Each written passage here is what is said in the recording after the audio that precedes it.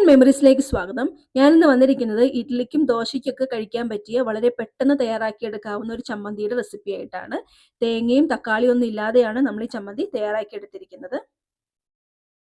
ആദ്യം തന്നെ ചൂടായ ചീനച്ചട്ടിയിലോട്ട് കുറച്ച് വെളിച്ചെണ്ണ ചേർത്ത് കൊടുത്തിട്ടുണ്ട്.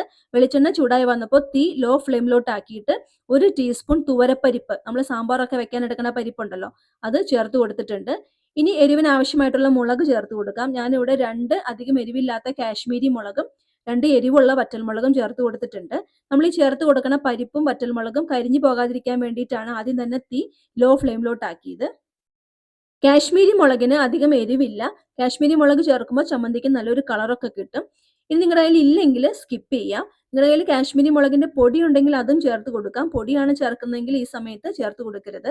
മുളകൊന്ന് ചൂടായി വരുമ്പോൾ വെളുത്തുള്ളി, 2 വലിയ അല്ലി വെളുത്തുള്ളി രണ്ടായിട്ട് മുറിച്ച് ചേർത്ത് കൊടുത്തിട്ടുണ്ട്. നിങ്ങളുടെ കയ്യിലുള്ളത് ചെറുതാണെങ്കിൽ 4ഓ 5ഓ ചേർത്ത് കൊടുക്കാം. ഇനി വേണ്ടത് ചെറിയുള്ളിയാണ്. ഞാനൊരു 6 ചെറിയുള്ളി രണ്ടായിട്ട് മുറിച്ച് ചേർത്ത് കൊടുത്തിട്ടുണ്ട്. ഞാൻ ഈ മുളക് ചീനച്ചട്ടിയിൽ നിന്ന് എടുത്ത് മാറ്റുകയാണ്. ചീനച്ചട്ടിയിൽ കിടന്നിട്ട് കരിഞ്ഞു പോകാതിരിക്കാൻ വേണ്ടിയിട്ടാണ്. ഇപ്പൊ ഈ വെളുത്തുള്ളിയും ചെറിയുള്ളി എല്ലാം പാകത്തിന് വാടി വന്നിട്ടുണ്ട്.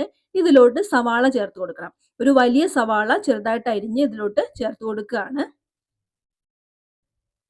സവാളയുടെ കളറ് മാറി തുടങ്ങണ വരെ വേണം വഴറ്റിയെടുക്കാനായിട്ട്. പെട്ടെന്ന് വഴന്ന് കിട്ടാൻ വേണ്ടിയിട്ട് ഞാനിവിടെ കുറച്ച് ഉപ്പ് ചേർത്ത് കൊടുക്കുന്നുണ്ട്. ഞാനിപ്പോൾ 1/4 ടീസ്പൂൺ ഉപ്പാണ് ചേർത്ത് കൊടുത്തത്. ഇനി ചമ്മന്തി അരച്ചു കഴിയുമ്പോൾ ടേസ്റ്റ് നോക്കിയിട്ട് ആവശ്യമാണെങ്കിൽ അപ്പോൾ കൂടുതൽ ഉപ്പ് ചേർത്ത് കൊടുക്കാം. ഇനി ഇതിലോട്ട് ഒരു ചെറിയ പീസ് വാളംപുളി ചേർത്ത് കൊടുക്കുകയാണ്. പുളിക്കായിട്ട് നമ്മൾ ഇതിൽ തക്കാളി ഒന്നും ചേർക്കുന്നില്ലല്ലോ, അപ്പൊ അതിന് പകരമായിട്ട് ഒരു ചെറിയ പീസ് വാളംപുളിയാണ് ചേർത്ത് കൊടുത്തത്. കൂടെ തന്നെ കുറച്ച് കറിവേപ്പില കൂടി ചേർത്ത് കൊടുത്തിട്ടുണ്ട്. ഇനി സവാള വഴന്ന് കളറൊക്കെ ഒന്ന് മാറി വരണം. അതുവരെ വേണം ഇളക്കി കൊടുക്കാനായിട്ട്. ഇപ്പൊ സവാളയൊക്കെ പാകത്തിന് വഴന്ന് കിട്ടിയിട്ടുണ്ട്, കളറൊക്കെ മാറി തുടങ്ങിയിട്ടുണ്ട്. ഇത്രയും മതി. ഈ സമയത്ത് നിങ്ങൾ കാശ്മീരി മുളക് പൊടിയാണ് ചേർക്കുന്നതെങ്കിൽ ഈ സമയത്ത് ചേർത്ത് കൊടുക്കാം. ഇനി വേണ്ടത് കുറച്ച് മല്ലിയിലയാണ്, അതും ചേർത്ത് കൊടുക്കുകയാണ്. മല്ലിയില ചേർത്ത് കൊടുത്തിട്ട് പിന്നെ ഒരുപാട് നേരം ഇളക്കേണ്ട ആവശ്യമൊന്നുമില്ല. ഒന്ന് ജസ്റ്റ് ഒന്ന് ഇളക്കി കൊടുത്തിട്ട് സ്റ്റവ് ഓഫ് ചെയ്യാം. ഇപ്പൊ മല്ലിയിലയൊക്കെ വാടി വന്നിട്ടുണ്ട്. ഇത്രയും മതി. ഇനി സ്റ്റവ് ഓഫ് ചെയ്യാണ്. ഇത് ചൂടാറാനായിട്ട് വെക്കാം. ഇപ്പോൾ നമ്മൾ വഴറ്റി വെച്ച സവാളയെല്ലാം ചൂടാറി വന്നിട്ടുണ്ട്. ഇനി നമുക്കിതൊരു മിക്സിയുടെ ജാറിലോട്ട് മാറ്റി കൊടുക്കാം.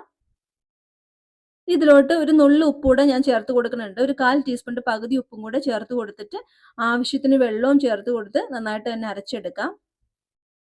ഇപ്പോൾ ഈ ചമ്മന്തി നന്നായിട്ട് തന്നെ അരച്ചെടുത്തിട്ടുണ്ട്. നല്ല പേസ്റ്റ് പോലെ കിട്ടിയിട്ടുണ്ട്. ഇനി ഇത് വേറൊരു പാത്രത്തിലോട്ട് മാറ്റി കൊടുക്കുകയാണ്. ഞാൻ മിക്സിയുടെ ജാറിലോട്ട് കുറച്ച് വെള്ളം ഒഴിച്ചു കൊടുത്തിട്ട് അതും ഈ ചമ്മന്തിയിലോട്ട് ചേർത്ത് കൊടുക്കുകയാണ്. അപ്പൊ നമ്മുടെ ചമ്മന്തിക്ക് എത്ര തിക്നെസ് വേണോ അതനുസരിച്ചിട്ട് വെള്ളം ചേർത്ത് കൊടുക്കാം. ഇനി ചമ്മന്തി കൂടുതൽ ലൂസായിട്ടാണ് വേണ്ടതെങ്കിൽ അതനുസരിച്ചിട്ട് വെള്ളം ഒഴിച്ചു കൊടുത്ത് ലൂസാക്കി എടുക്കാം. അങ്ങനെയാകുമ്പോൾ നമ്മൾ ചേർത്ത് കൊടുത്ത ഉപ്പിന്റെ അളവിലും എരിവിന്റെ അളവിലൊക്കെ വ്യത്യാസം ഉണ്ടാവും. ഇപ്പൊ നമ്മൾ ആദ്യം ഒരു 1/4 ടീസ്പൂൺ ഉപ്പ് ചേർത്ത് കൊടുത്തിട്ടുണ്ടായിരുന്നു. പിന്നെ ഒരു 1/4 ടീസ്പൂണിന്റെ പകുതി. ഈ ഉപ്പ് ഈ ചമ്മന്തിക്ക് കറക്റ്റ് ആണ്. ഈ ഒരു കൺസിസ്റ്റൻസിയിലാണ് നമ്മുടെ ചമ്മന്തി ഉള്ളത്. ഇനി ഈ ചമ്മന്തിയിലോട്ട് കടുക് പൊട്ടിച്ച് ചേർക്കണം. അതിനായിട്ട് ഒരു ചീനച്ചട്ടിയിലോട്ട് 1 ടീസ്പൂൺ വെളിച്ചെണ്ണ ചേർത്ത് കൊടുത്തിട്ടുണ്ട്. വെളിച്ചെണ്ണ ചൂടായി വന്നപ്പോൾ 1/2 ടീസ്പൂൺ കടുകാണ് ചേർത്ത് കൊടുത്തത്. ഇനി വേണ്ടത് ഉഴുന്നുപരിപ്പാണ്. ഞാനിവിടെ 1 ടീസ്പൂൺ ഉഴുന്നുപരിപ്പ് ചേർത്ത് കൊടുത്തിട്ടുണ്ട്. ഈ കടുക് നന്നായിട്ട് പൊട്ടി വരുമ്പോൾ അതിലോട്ട് ഒരു വറ്റൽമുളക് രണ്ടായിട്ട് മുറിച്ച് ചേർത്ത് കൊടുത്തിട്ടുണ്ട്. കുറച്ച് കറിവേപ്പില കൂടി ചേർത്ത് കൊടുക്കാം. ഇനി ഇതിലോട്ട് ഞാൻ ഒരു 2 നുള്ള് കായം ചേർത്ത് കൊടുക്കുന്നുണ്ട്. കായം കൂടി ചേർക്കുമ്പോൾ നമ്മുടെ ചമ്മന്തിക്ക് നല്ല ടേസ്റ്റ് ആയിരിക്കും. ഇനി കടുക് പൊട്ടിച്ചത് നമ്മൾ ചമ്മന്തിയിലോട്ട് ചേർത്ത് കൊടുക്കുകയാണ്. അപ്പൊ ഇത്രയേ ഉള്ളൂ. വളരെ ടേസ്റ്റി ആയിട്ടുള്ള ഒരു ചമ്മന്തിയാണ്. തേങ്ങയും തക്കാളിയും ഒന്നും ഇല്ലാതെ വളരെ എളുപ്പത്തിൽ തയ്യാറാക്കി എടുക്കാനായിട്ട് പറ്റും. ഈ ചമ്മന്തിയുടെ റെസിപ്പി നിങ്ങൾക്ക് ഇഷ്ടമായിട്ടുണ്ടെങ്കിൽ മറക്കാതെ ഒന്ന് ലൈക്ക് ചെയ്യുക. ഇഡലിയുടെയും ദോശയുടെയും ഒക്കെ കൂടെ കൂട്ടി കഴിക്കാനായിട്ട് നല്ല ടേസ്റ്റി ആയിട്ടുള്ളൊരു ചമ്മന്തിയാണ്. അതുപോലെ തന്നെ മറ്റുള്ളവർക്കൊന്ന് ഷെയർ ചെയ്ത് കൊടുക്കുക. നിങ്ങൾ സബ്സ്ക്രൈബ് ചെയ്യാതെയാണ് കാണുന്നതെങ്കിൽ ഒന്ന് സബ്സ്ക്രൈബ് ചെയ്യുക. പുതിയ റെസിപ്പി ആയിട്ട് വീണ്ടും കാണാം. താങ്ക്